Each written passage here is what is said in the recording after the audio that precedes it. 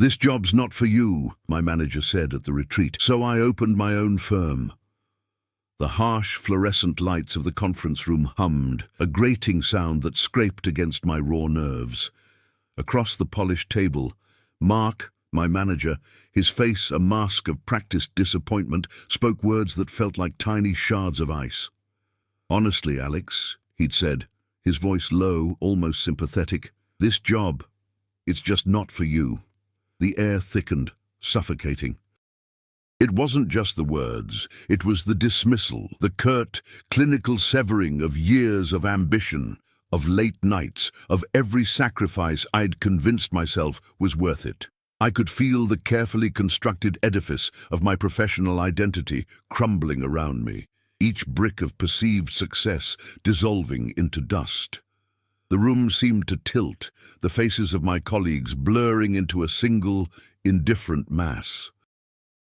I remember the clench in my jaw, the sudden burning dryness in my throat, the desperate silent scramble to find a foothold in a reality that had just imploded. This wasn't a gentle suggestion, it was an execution. My entire professional life, the one I had meticulously curated and fiercely defended, was being declared a failure, not by myself, but by the very system I had strived so hard to master. The retreat, meant to be a celebration of our collective achievements, had become my public humiliation.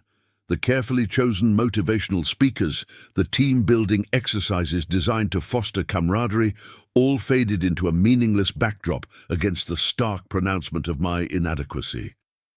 I felt a visceral, animalistic urge to lash out, to defend, to scream that they were wrong, that they didn't see the hours, the effort, the sheer will I'd poured into every project.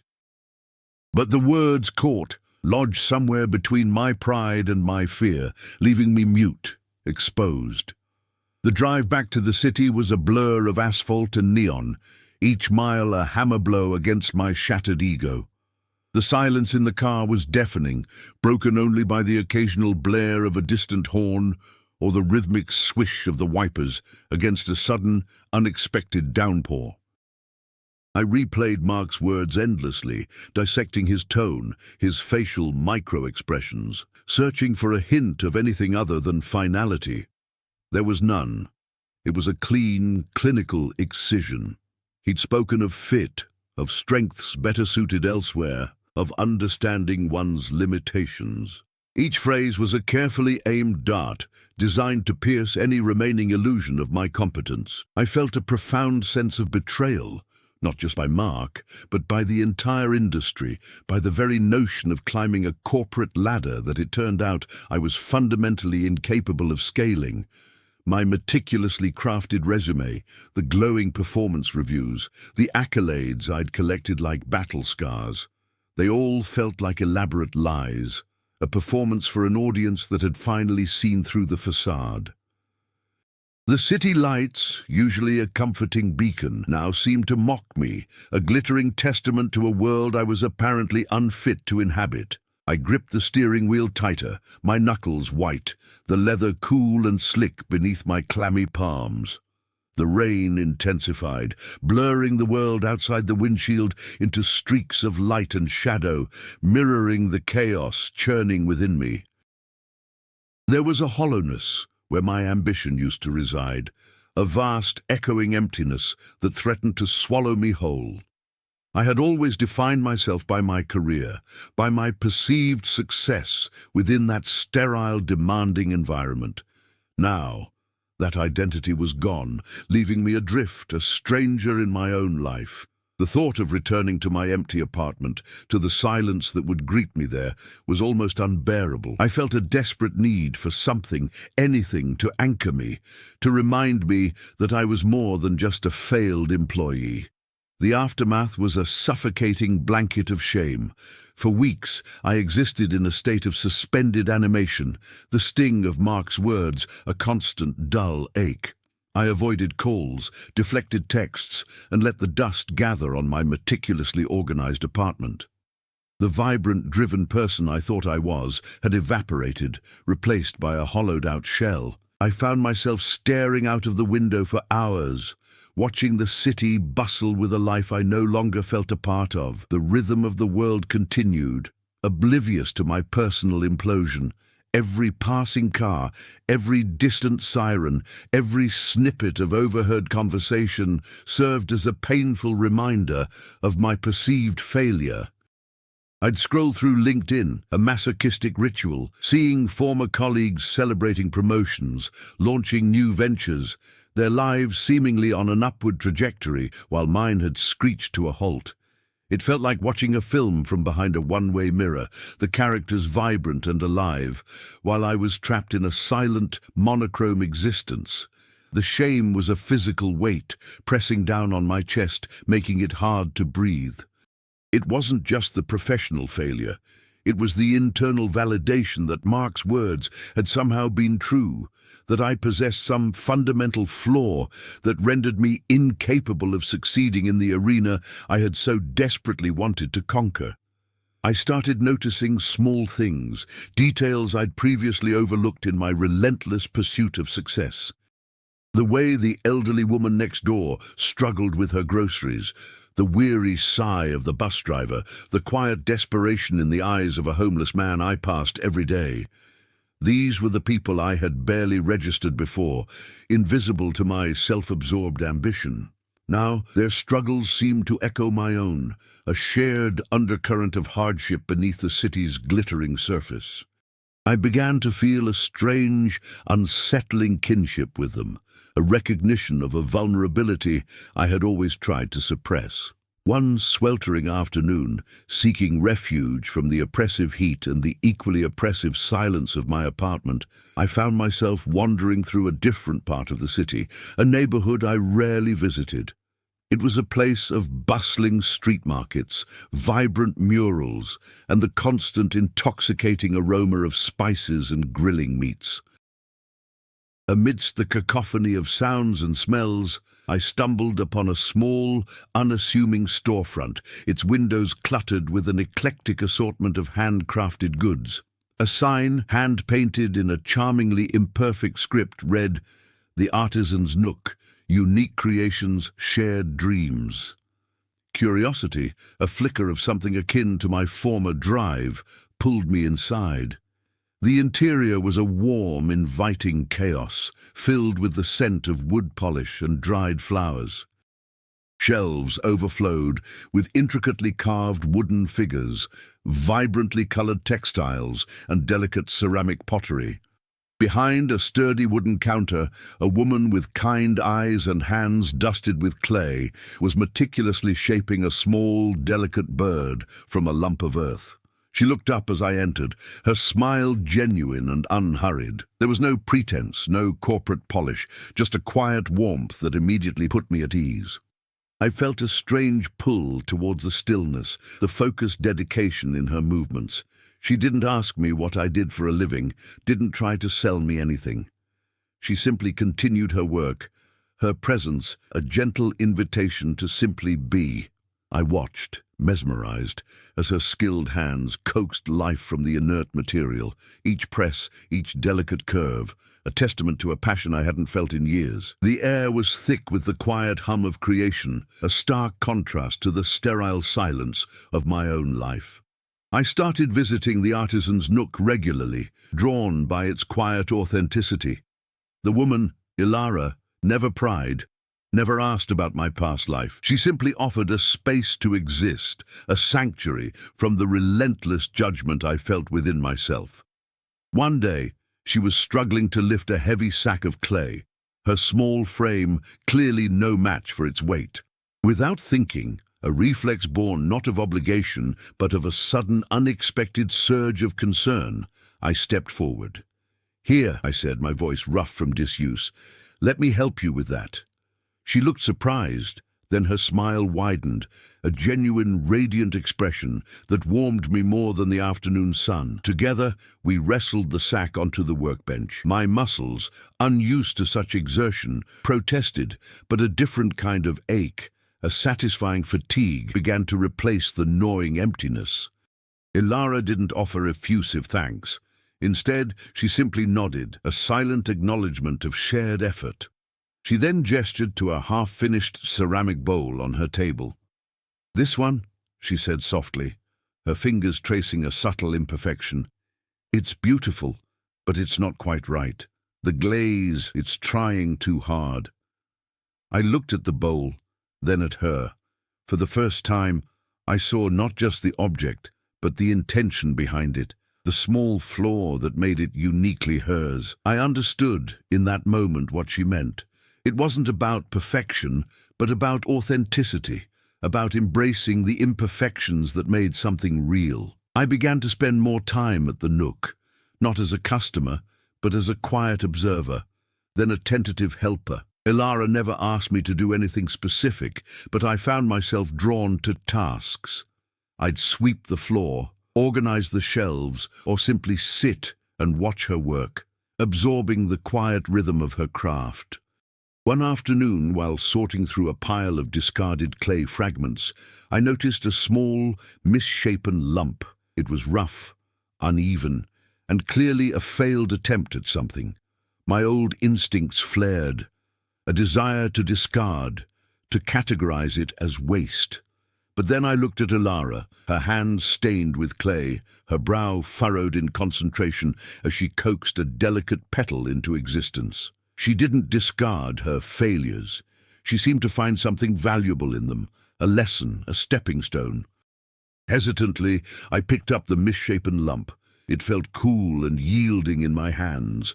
I began to knead it, to smooth its rough edges, not with any particular goal in mind, but simply because it felt right.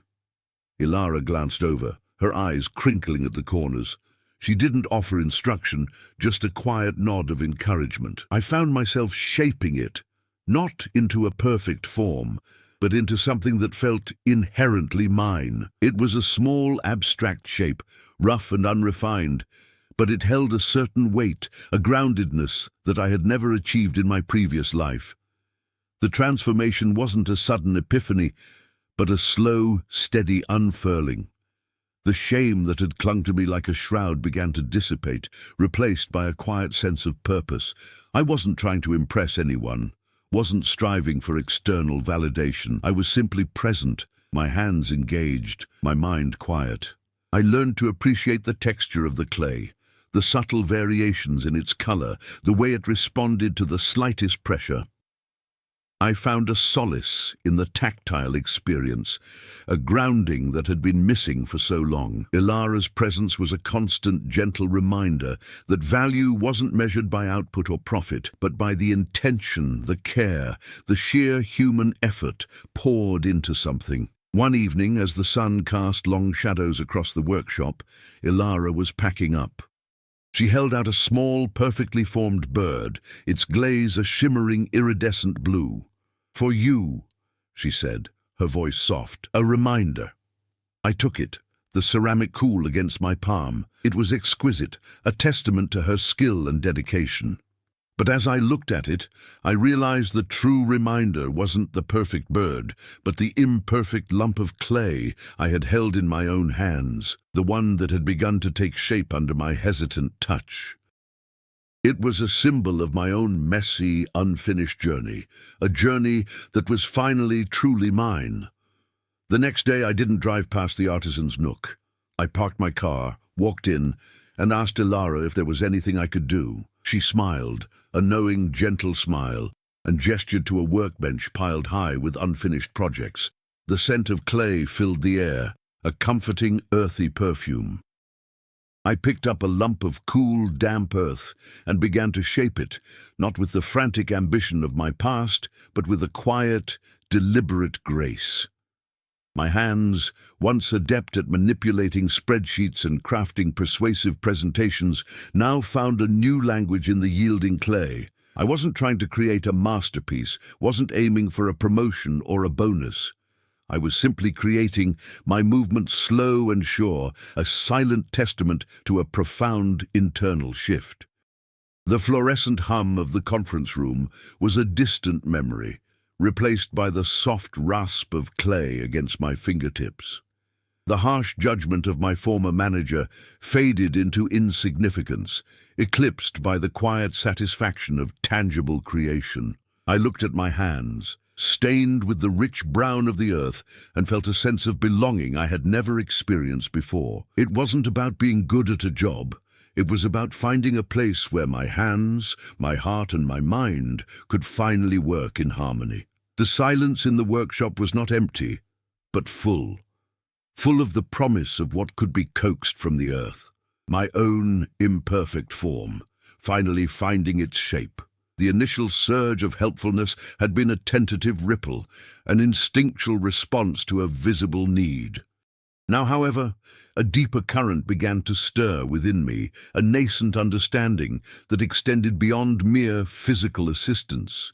Observing Ilara's meticulous process, the way she handled even the most broken shards of ceramic with a quiet reverence, revealed a profound respect for the material itself. She didn't just see lumps of clay, she saw potential, a history, a story waiting to be unearthed. This perspective challenged my ingrained notion of utility, my previous focus on the end product as the sole measure of worth. I'd always seen things as either functional or obsolete, a binary that had dictated my entire professional outlook. Now, I was witnessing a paradigm shift. Consider for a moment the way a seasoned craftsman might examine a gnarled piece of driftwood. To my former self, it would have been discarded lumber, unfit for construction.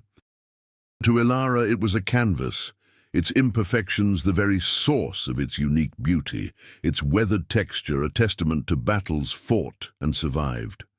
This appreciation for inherent value, regardless of conventional flaw, was a revelation.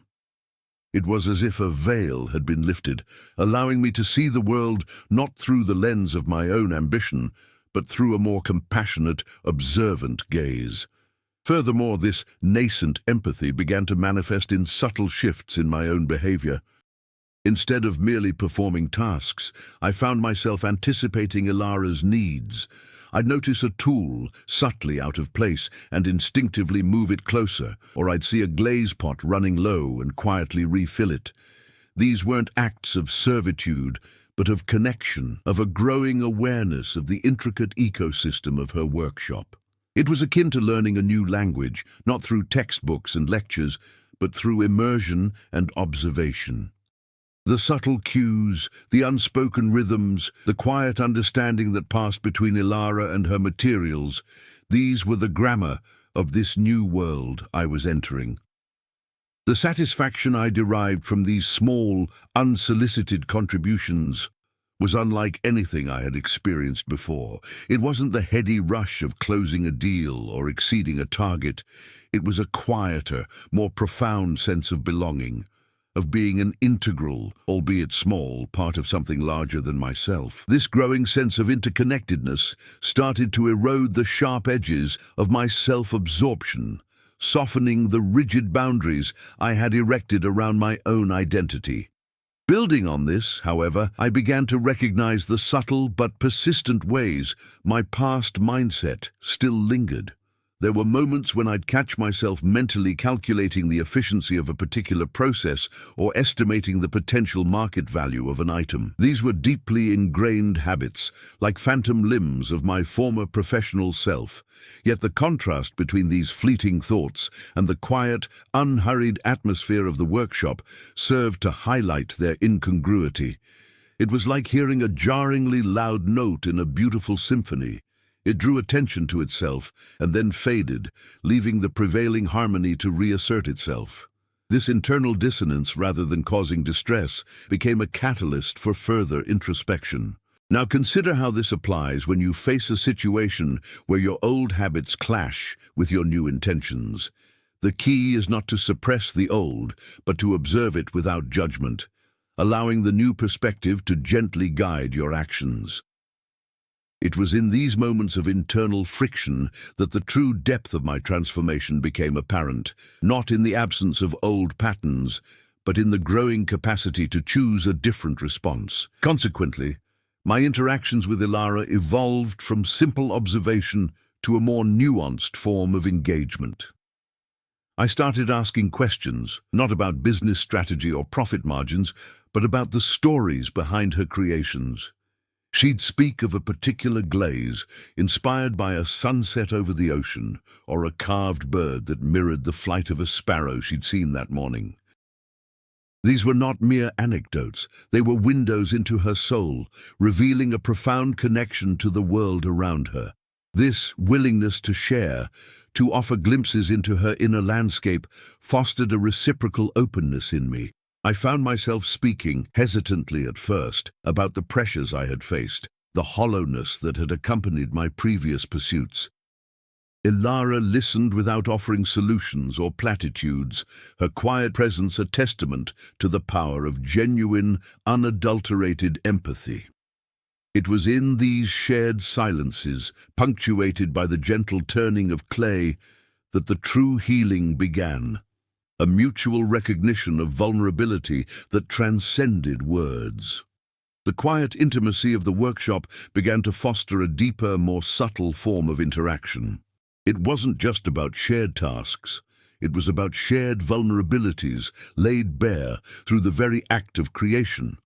Ilara, in her gentle way, started revealing the origins of certain techniques, not as historical facts, but as personal milestones. She spoke of a specific firing method, for instance, learned during a period of profound personal loss.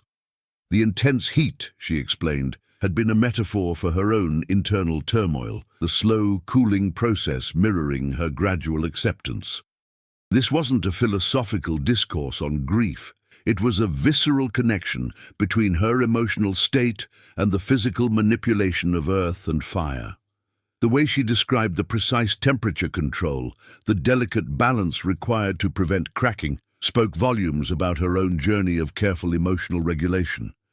It illustrated how deeply intertwined our internal landscapes can be with our external actions, how the very process of making something tangible can become a mirror to our innermost struggles. Now consider how this applies when you observe someone engaging in a craft or hobby that seems to absorb them completely.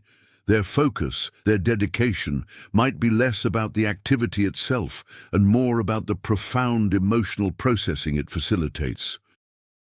Building on this, however, I started to perceive a new layer of interaction emerging between Ilara and her materials. It wasn't simply about shaping the clay.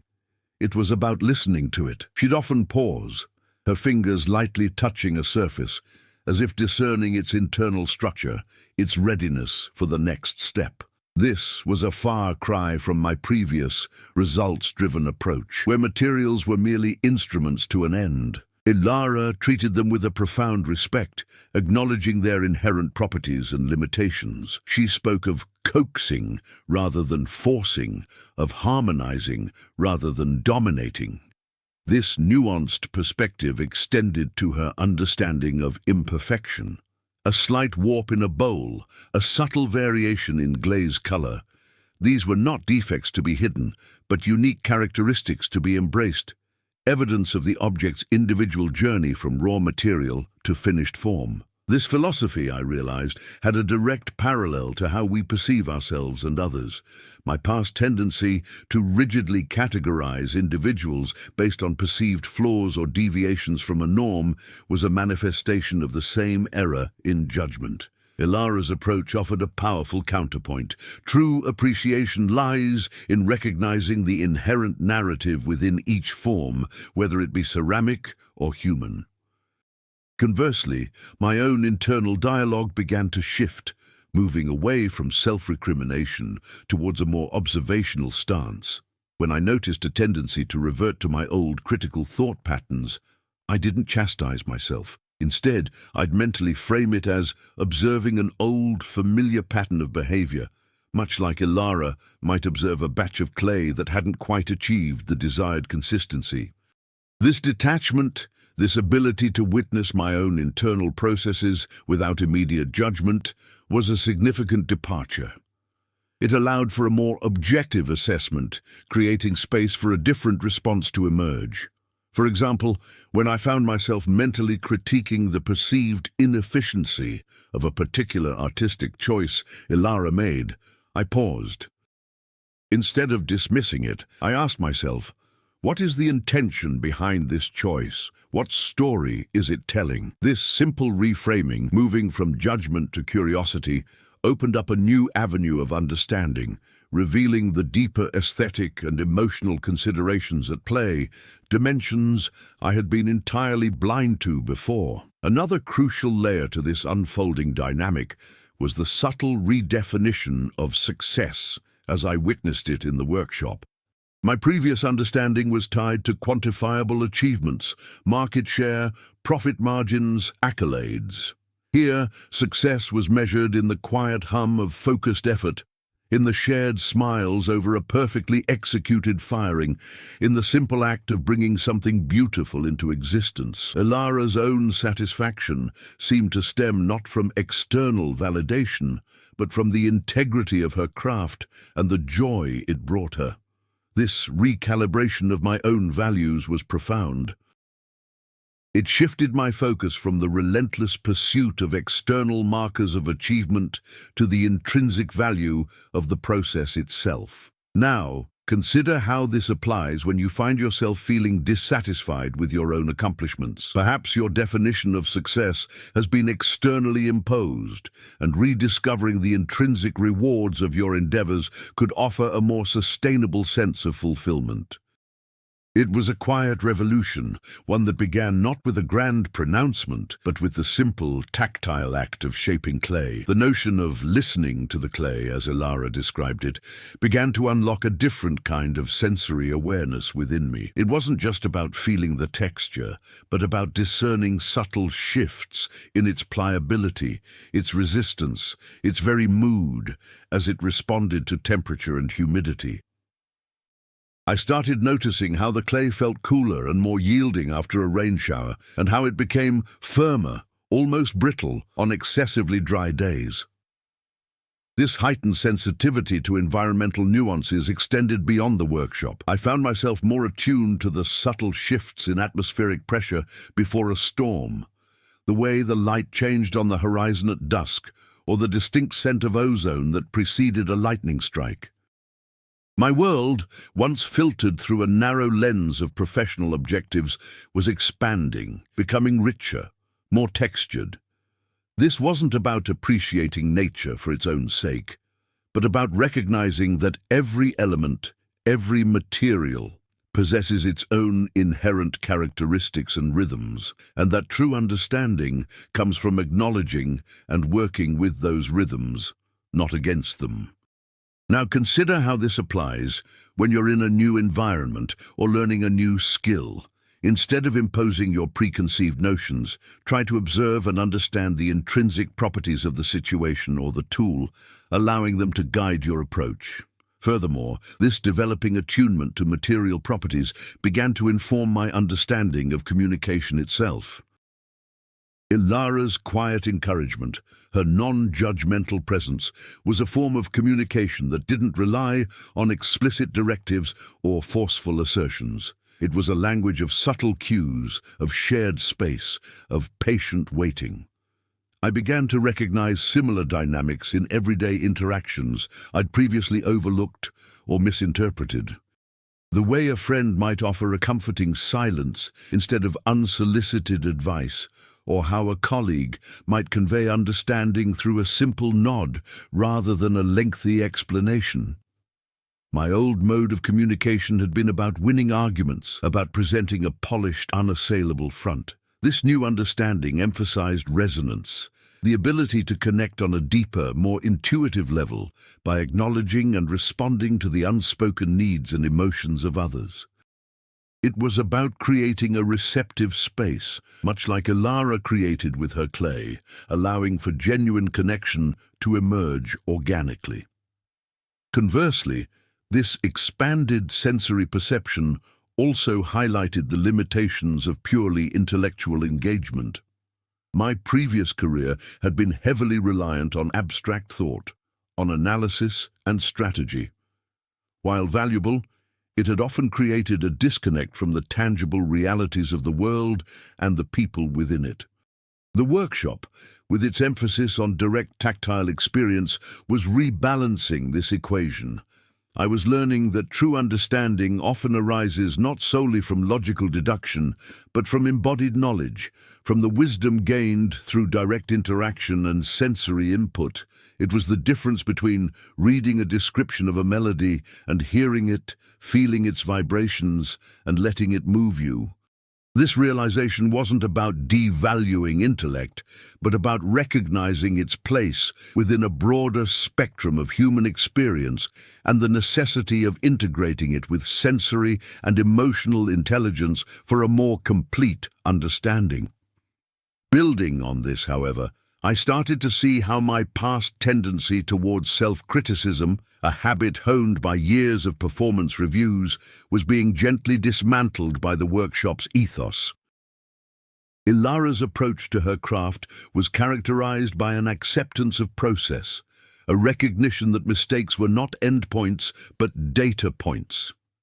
When a piece didn't turn out as intended, she wouldn't berate herself. She would examine the outcome, identify the contributing factors, and adjust her technique for the next attempt.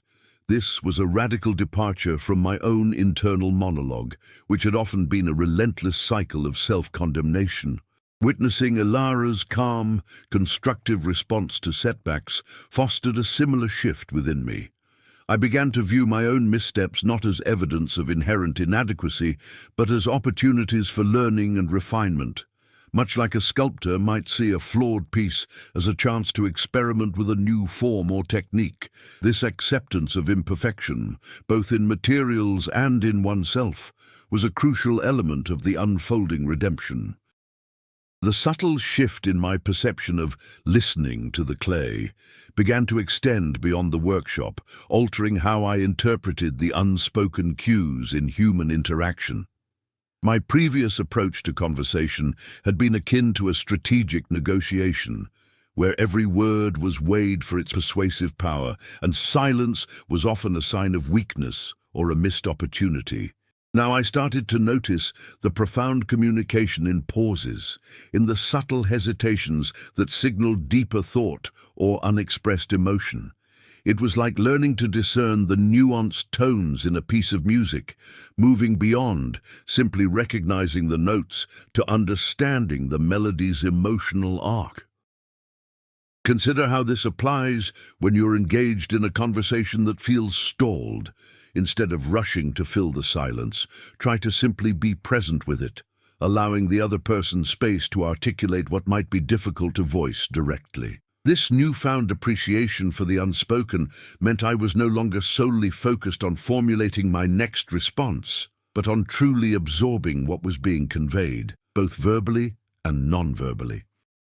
Furthermore, this expanded awareness made me realize how much I had previously filtered interactions through the lens of my own agenda. My listening had often been a prelude to my own pronouncements, a mere holding pattern before I could interject my own perspective. Now, the focus shifted to understanding the other person's internal landscape. It was like moving from a monologue to a genuine dialogue, where the goal was not to win an argument or impress, but to achieve a shared understanding.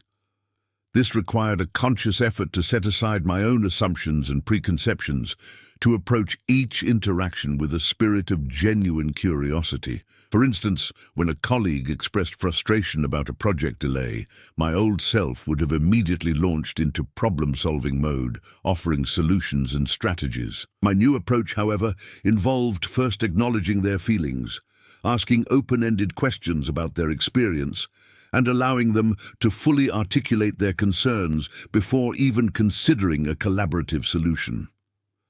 This subtle recalibration transformed the dynamic, fostering a sense of validation and trust that had been absent before. Conversely, this deepened understanding of non-verbal communication also illuminated the ways in which I had previously imposed my own interpretations onto others' actions. In my haste to categorize and label, I had often projected my own anxieties and insecurities onto their behavior. The workshop, by emphasizing observation over assumption, taught me to approach human interactions with a similar sense of patient inquiry.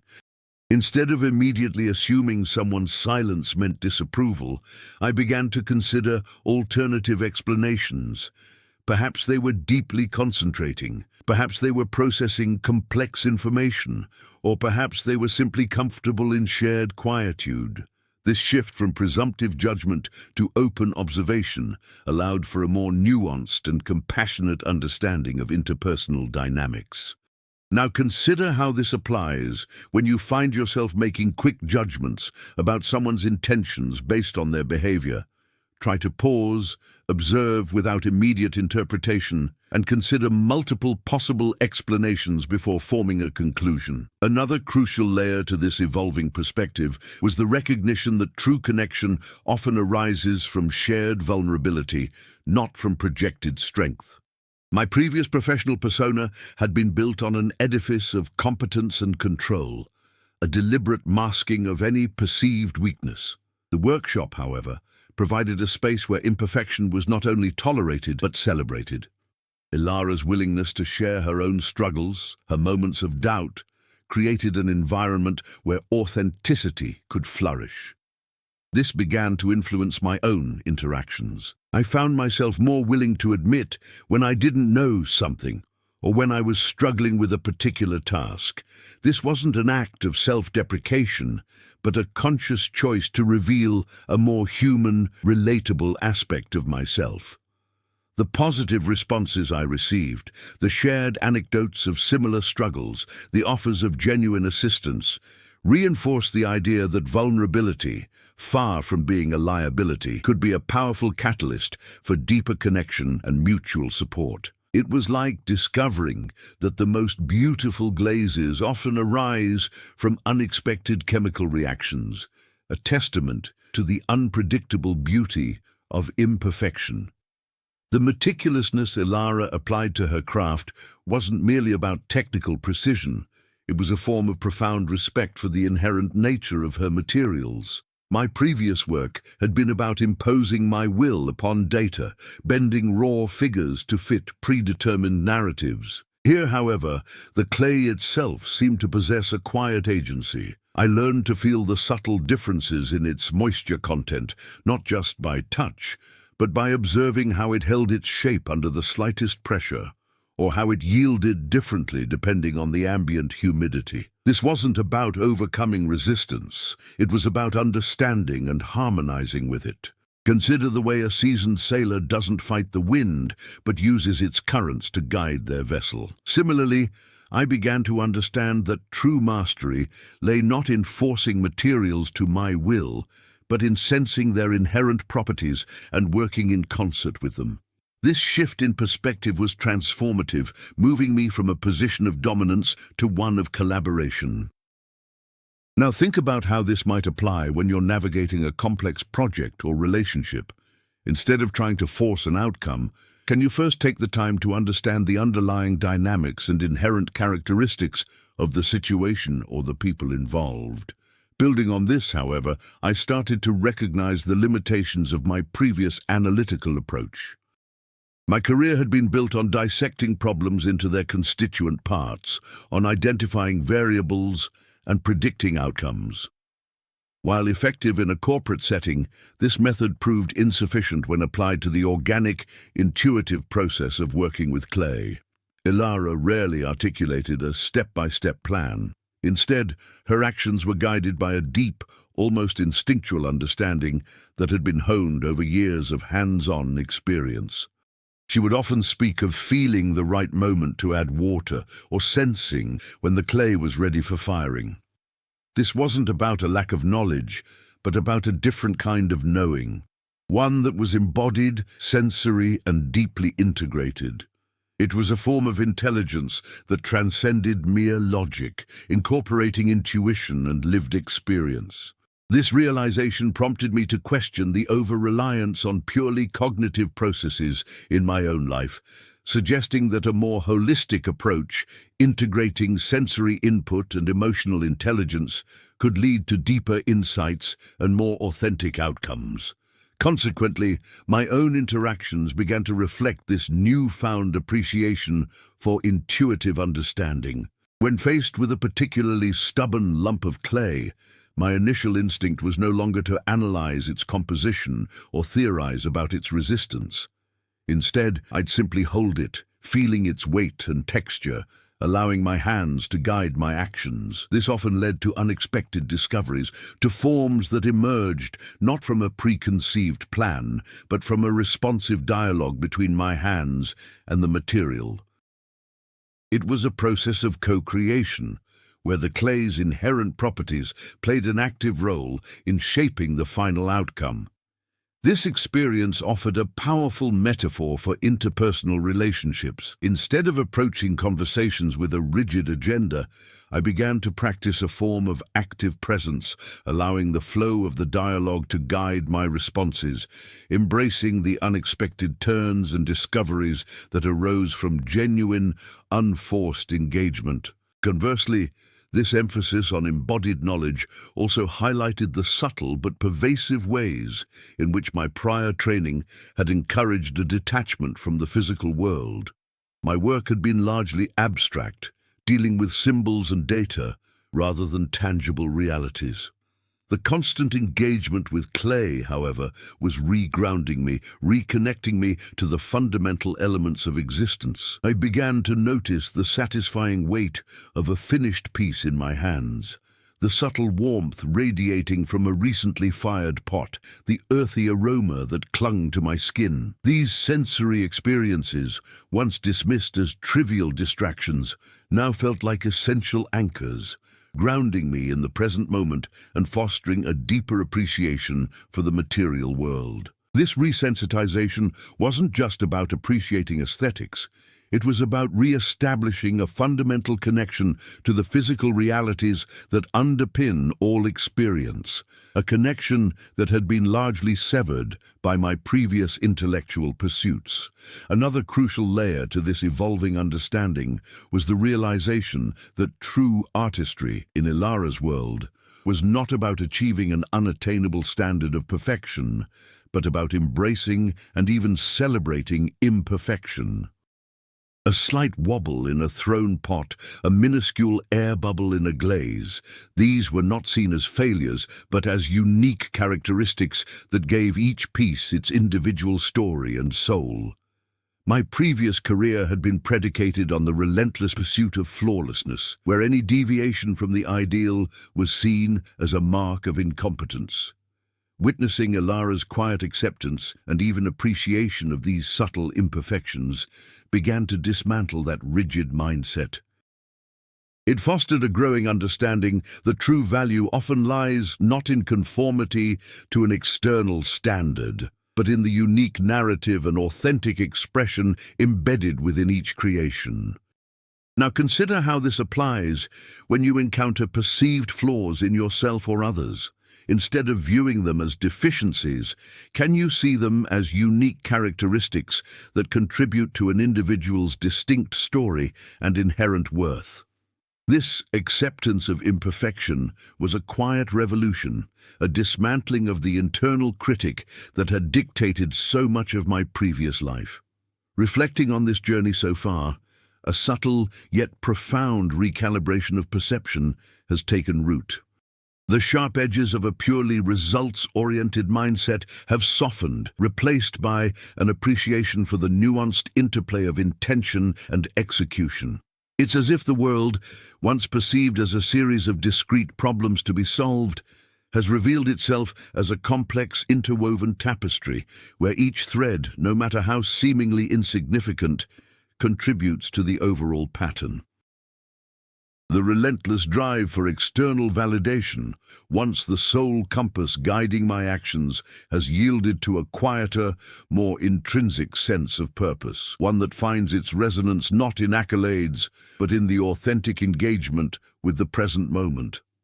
This internal shift, while not overtly dramatic, has fundamentally altered the landscape of my experience, paving the way for a deeper understanding of value and connection. In light of these evolving insights, the path forward, though not yet fully illuminated, feels less like a rigid imposition and more like a natural unfolding.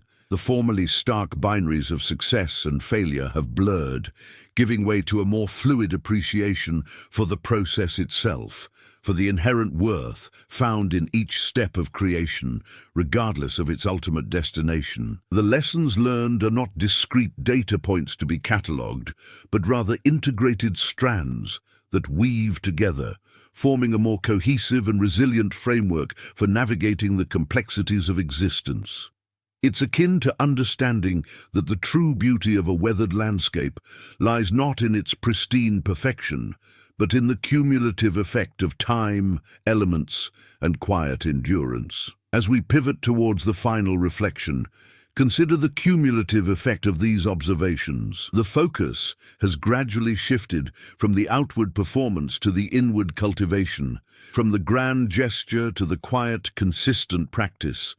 The very definition of what it means to engage meaningfully has been re-examined, moving beyond the transactional to the relational, beyond the purely analytical to the intuitively understood. This journey has been less about acquiring new knowledge and more about unlearning old assumptions, about clearing the space for a more authentic way of being to emerge. The anticipation for what lies ahead is not one of conquering new territories, but of inhabiting more fully the ground that has been so painstakingly uncovered. The quiet hum of the kiln, a resonant vibration that had become as familiar as my own heartbeat, signaled the completion of another firing. Emerging from its embrace, the ceramics were not pristine, not perfectly uniform, but each piece bore the indelible mark of its journey, a subtle warp, a unique blush of glaze, a testament to the unpredictable dance of heat and earth. This was the essence of it all, the profound truth that had slowly, irrevocably reshaped my understanding of value.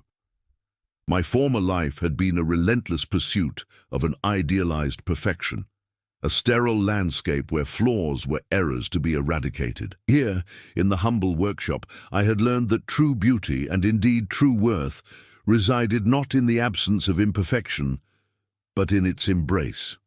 Each piece, with its individual character, was a quiet rebellion against the notion of mass-produced uniformity, a celebration of the authentic, the unique, the undeniably human. The transformation wasn't a sudden epiphany, but a gradual unfolding, like the slow unfurling of a fern frond. It was in the gentle pressure of my hands shaping the clay, in the patient waiting for the kiln's embrace, in the quiet observation of Ilara's focused intent. My vocabulary of success had been stripped bare, its corporate jargon replaced by the earthy language of the workshop, the yielding pliability of damp clay, the satisfying heft of a finished form, the comforting warmth radiating from a freshly fired piece.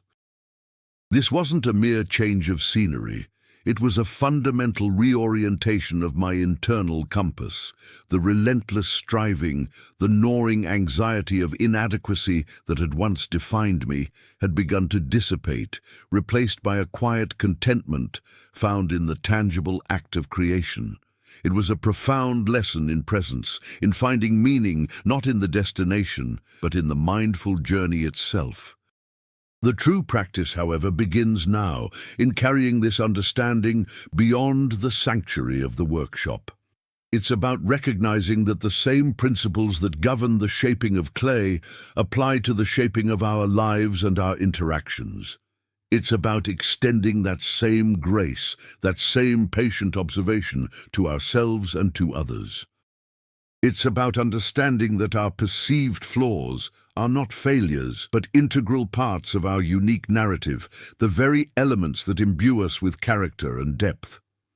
The world outside may still clamor for polished perfection, for flawless execution, but the wisdom gleaned from the earth whispers a different truth, that the most profound beauty, the most enduring strength, is found in the authentic, the imperfect, the beautifully, undeniably human.